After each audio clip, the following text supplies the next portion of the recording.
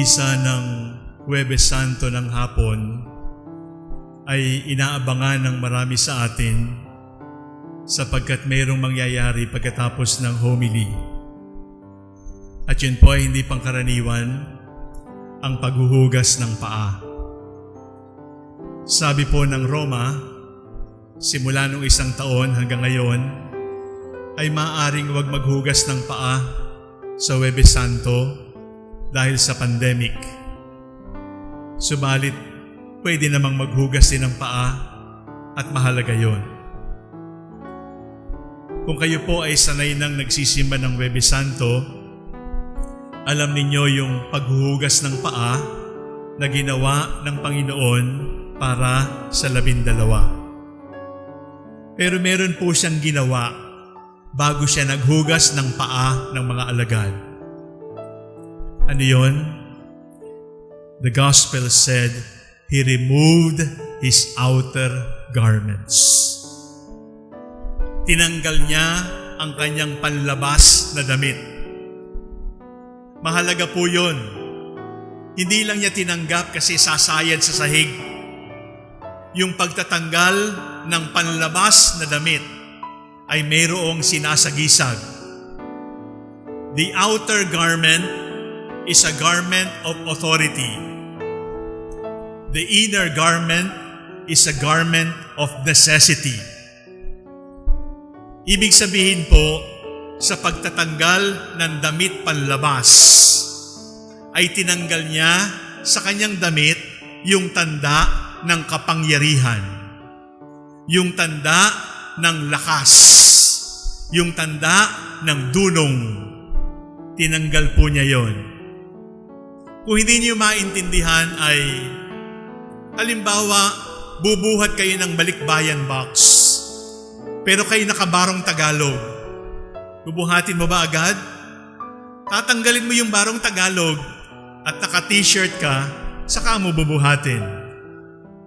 Yung ikay naka-Amerikana at pinagbuhat ka ng refrigerator o ng television o pinagtulak ka ng kotseng nakatirik, di ba tatanggalin mo muna yung jacket, aalisin mo siguro yung kurbata bago mo gawin yung dapat mong gawin.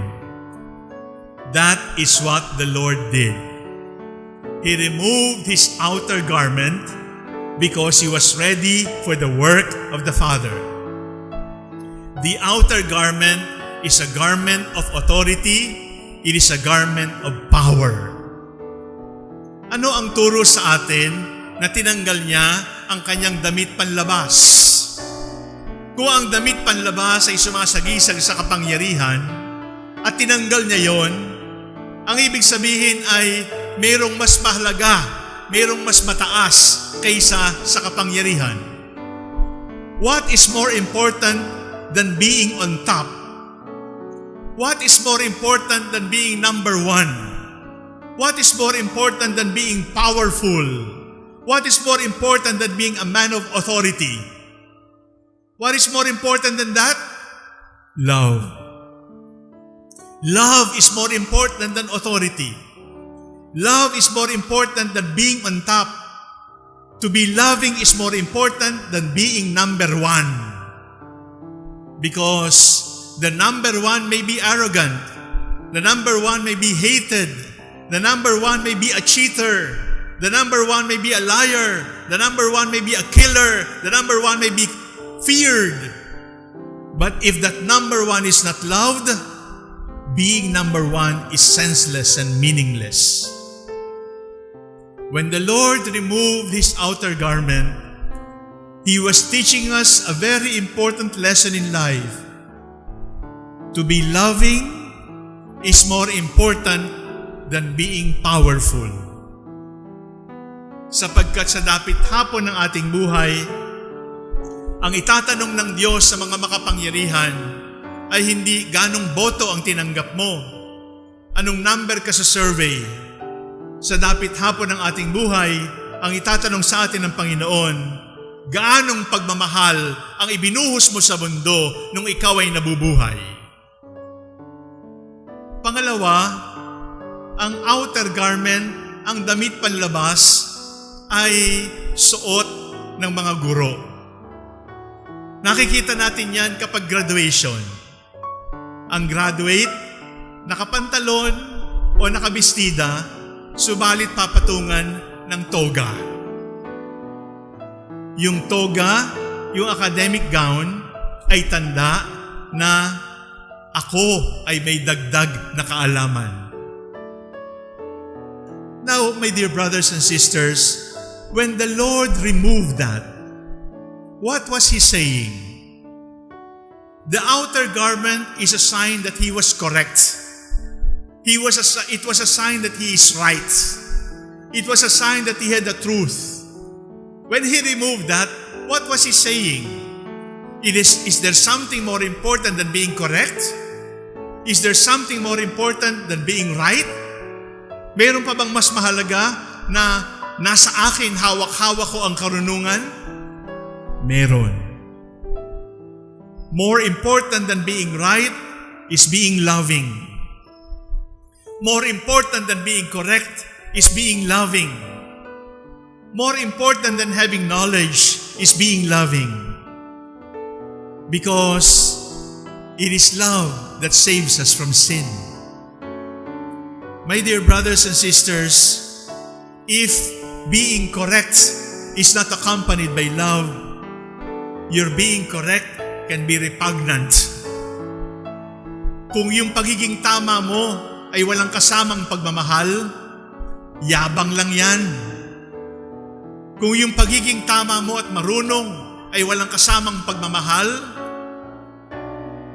hindi ka dadalhin ng pagiging tama, ng pagiging correct, ng pagiging marunong sa langit. What brings us to heaven is love.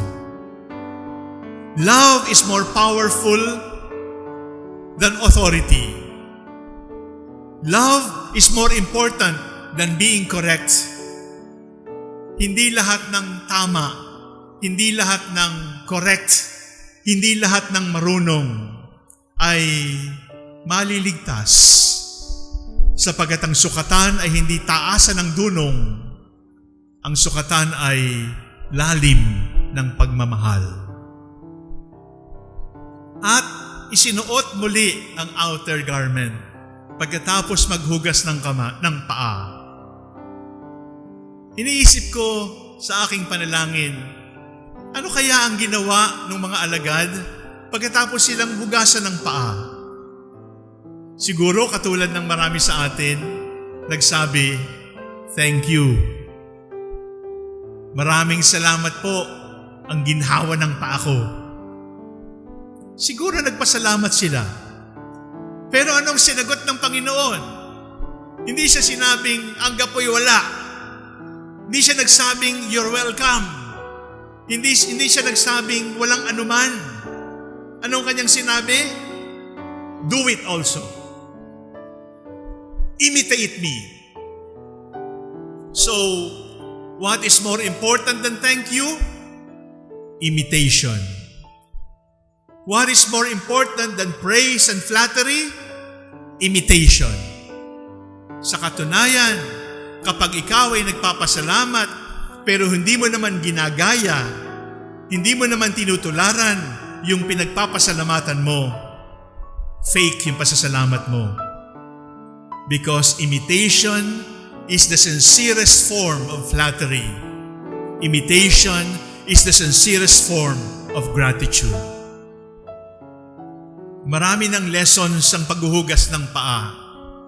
Subalit, mayroon din pong aral ang pagtatanggal ng panlabas na damit. Love is more important than power. Love is more important than being correct. And imitation is more important than thank you. Salamat sa Diyos sa paghuhubad ng kanyang panlabas na damit. Kung paano niyang hinubad ang kanyang panlabas na damit, dapat din nating ihanda ang ating sarili. Paghuhubad ng ating kinakapitang kapangyarihan. Because to love is more important than to be powerful. Na yung magbitaw kang, sabi ko na nga ba tama talaga ako Kapag natutuwa tayong mali yung iba at tama tayo, ang tanong ko ay, nasaan ang pagmamahal? Thank you tayo ng thank you. Subalit nasaan ang pagtulad? At yun ang dahilan kung bakit sa iba't ibang barangay, nag-ipon tayo ng bigas at nagpakain sa dukha. Yun ang dahilan kung bakit may pakain sa mga purok sa kapitbahayan sa mga sityo na hindi nila kailangang pumunta sa sentro ng katedral, na ang pagkain, ang pagmamahal ay dinadala kung nasaan ang nagugutom. Yun ang dahilan kung bakit kailangan tayong tumulong sa nasunugan sa Arellano. Yun ang dahilan kung bakit may daladala kayong alay ngayon, sapagkat ang Huwebes Santo ay walang kwenta kapag hindi natin tinularan yung naghugas ng paa. All of these are not original. None is original. Because the Lord had done it already. And because we want to thank the Lord, we are giving, we are sharing, we are feeding, we are giving drink to the thirsty, we are educating the ignorant with much love. Because love is more important than authority. Love is more important than being right. And imitation is more important than a gratitude from the lips. Thank you for listening. Thank you for watching. Please look for Father Sok on YouTube, and I hope you can subscribe to that channel. There I can meet you with more reflections, with more homilies, and then we can interact. And you can also tell me the questions in your heart, the questions in your mind, which I hope I can also answer in the same channel. It is not technology that brings us together. It is the Lord. It is not technology that has brought us together. It is our love for the Lord and our love for the Church. May the Spirit continue to work in all of us. God bless you.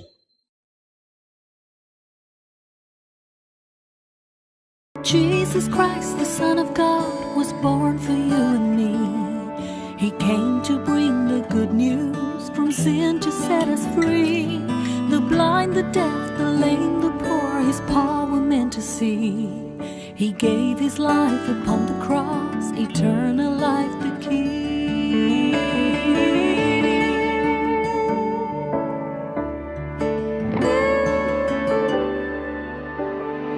He broke bread and shed wine before His agony.